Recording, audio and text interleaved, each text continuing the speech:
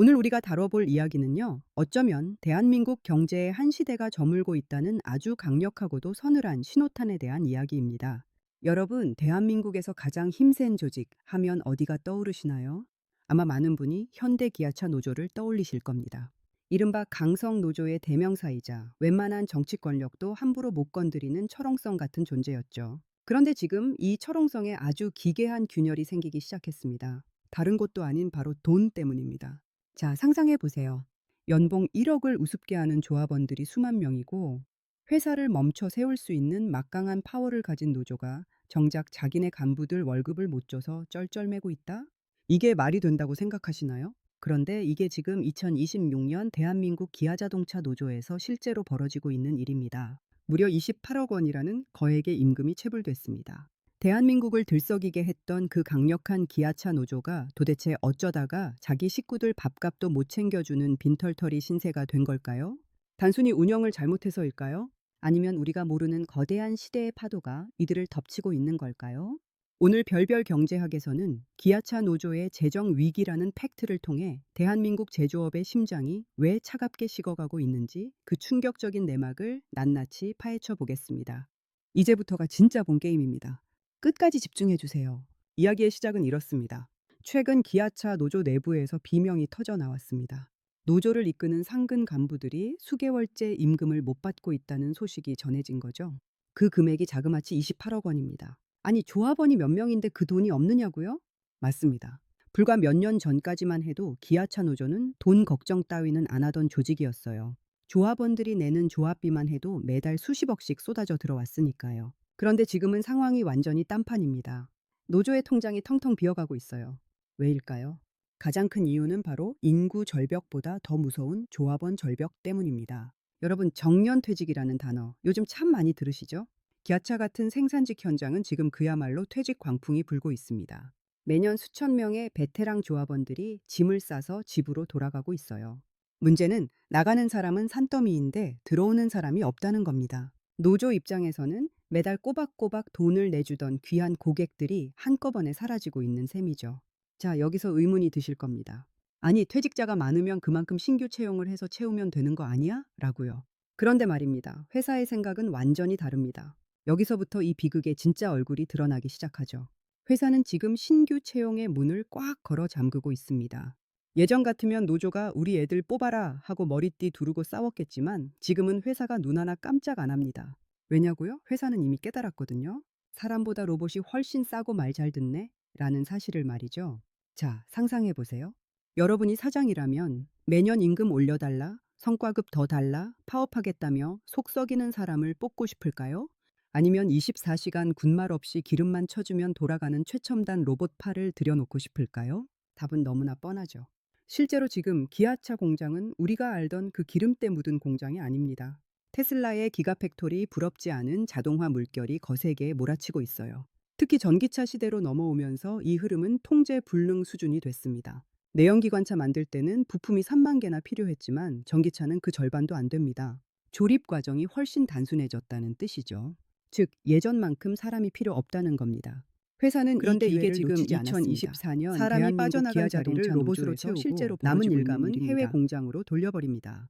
노조가 국내에서 아무리 소리를 질러도 미국 조지아 공장이나 슬로바키아 공장은 로봇들이 윙윙거리며 차를 찍어내고 있으니 회사는 아쉬울 게 없는 겁니다. 정말 어처구니가 없죠. 노조는 지금껏 자신들이 쌓아 올린 호봉제라는 성벽 안에서 안주해 왔습니다. 일은 좀 못해도 사고를 좀 쳐도 연차만 쌓이면 월급이 따박따박 오르는 그 달콤한 시스템 말입니다. 하지만 그 성벽이 지금 자신들의 목을 조르는 밧줄이 되어 돌아왔습니다.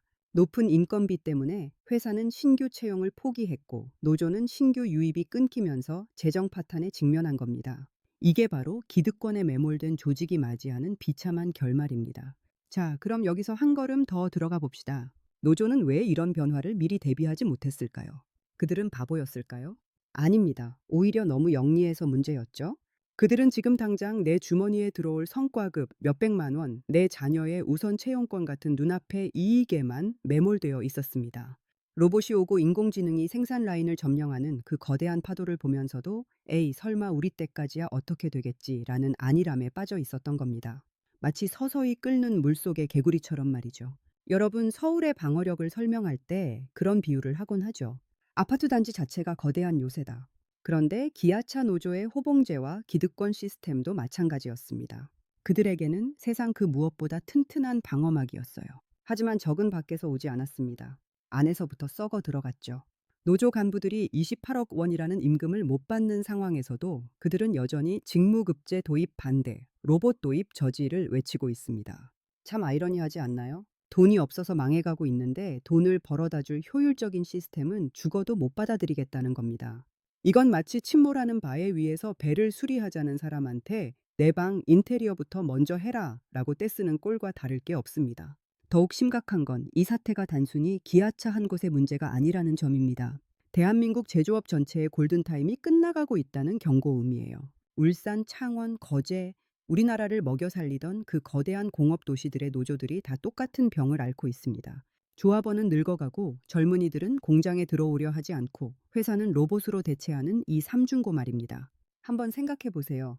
만약 여러분이 지금 20대 청년이라면 저런 노조가 버티고 있는 공장에 들어가고 싶을까요? 꼰대 같은 선배들은 일도 안 하면서 월급은 2배 넘게 받아가고 노조는 맨날 정치 투쟁이나 하면서 내 월급에서 조합비만 떼어가는 그런 곳 말입니다. 절대 안 가죠. 지금 기아차 신규 채용 경쟁률이 높다고는 하지만 그건 단순히 대기업이라는 간판 때문이지 그 문화가 좋아서가 아닙니다. 결국 유능한 젊은 피는 수혈되지 않고 조직은 점점 노쇠해지다가 어느 순간 툭 하고 끊어져 버리는 겁니다. 그 끊어지는 소리가 바로 이번 28억 원 임금 체불 사건인 셈이죠. 그럼 회사는 이 상황을 어떻게 보고 있을까요? 속으로는 아마 쾌재를 부르고 있을지도 모릅니다. 개오바 니들끼리 싸우다가 자멸하네 하면서요. 회사는 이제 노조를 직접 공격할 필요도 없습니다. 그냥 가만히 앉아서 시간이 흐르기만을 기다리면 됩니다. 정년 퇴직자가 늘어날수록 노조의 힘은 약해질 것이고 공장의 자동화율이 100%에 가까워질수록 파업의 위력은 0에 수렴하게 될 테니까요. 실제로 최근에 자동차 공장들을 가보면 정말 무서울 정도입니다. 사람이 거의 없어요. 거대한 기계들이 춤을 추듯 차체를 옮기고 용접을 합니다. 그 광경을 보고 있으면 아, 이제 노동의 시대는 끝났구나 라는 서늘한 진실을 마주하게 됩니다. 정말 그랬을까요? 노조가 조금 더 일찍 변화를 수용했다면, 호봉제를 포기하고 직무에 따른 합리적인 임금 체계를 받아들였다면, 그리고 로봇과의 공존을 모색했다면 상황이 달랐을까요? 아마 그랬을 겁니다. 하지만 역사는 만약을 허용하지 않죠. 기아차 노조의 재정 위기는 우리에게 아주 중요한 교훈을 던져줍니다. 변화를 거부하는 조직은 그것이 아무리 강한 힘을 가졌더라도 결국 스스로 무너진다는 사실입니다. 이제 우리는 질문을 던져야 합니다. 대한민국 제조업은 이대로 몰락할 것인가? 아니면 이 고통스러운 허물을 벗고 새롭게 태어날 것인가? 이번 기아차 노조 사태는 단순히 노동운동의 위기가 아닙니다. 대한민국 경제 체질 개선을 위한 마지막 경고입니다.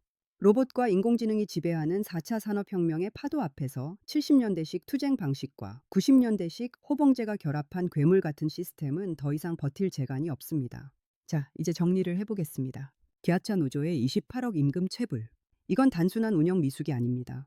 조합원의 급격한 감소, 신규 채용의 절벽, 그리고 무엇보다 로봇이라는 대체 불가능한 존재의 등장이 만들어낸 구조적 비극입니다. 노조는 자신들을 지켜줄 거라고 믿었던 기득권이라는 감옥에 갇혀 정작 변화의 파도를 보지 못했습니다. 그리고 그 대가는 혹독합니다. 자기 식구의 월급조차 주지 못하는 무능한 조직으로 전락해버린 것이죠.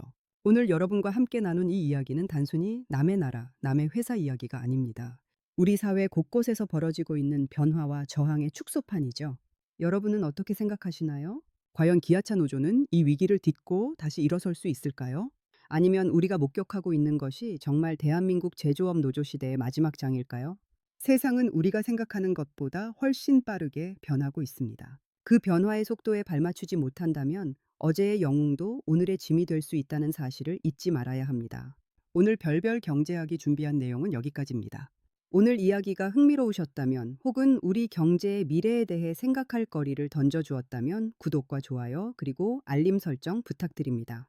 여러분의 의견은 댓글로 자유롭게 남겨주세요. 하나하나 다 읽어보고 고민해 보겠습니다.